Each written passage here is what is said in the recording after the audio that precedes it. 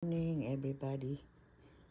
Alam mo sa Pinas, pangarap ko tong cactus na may bulaklak, sa totoo lang.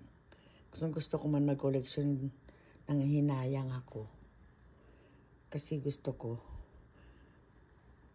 ang hinayang ako bumili nito kasi panggastos na lang namin ng mga apo ko.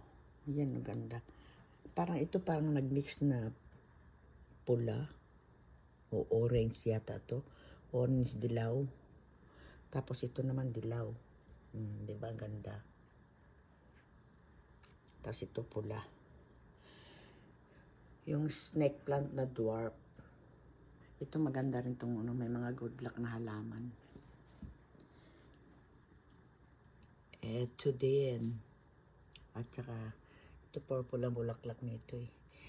Ito naman may collection ako niyan iba-iba sa Pinas. Meron ako niyang white tiger. Ang gusto ko lang ng collection niyan, yung dalawa na lang ang kulang ko doon, ng dark red at saka dark pink. Ayan oh.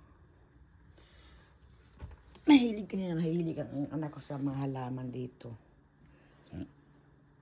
Di ba ang ganda? Doon naman yung mga orchids. Tapos, ayan. Or kami halaman. May mga cactus pa rin doon, pero yung mga yung tawag dito. Ito na, magaling kasi yung ibang gumawa ng mga cactus yan. Diba?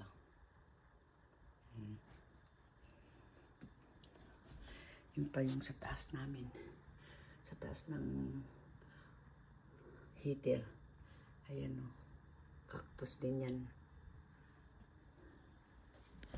Puro halaman lahat. Good morning. Thank you for watching and kindly follow for more of my videos. Good vibes. I love this one talaga, promise. Itong mga cactus na may bulaklak.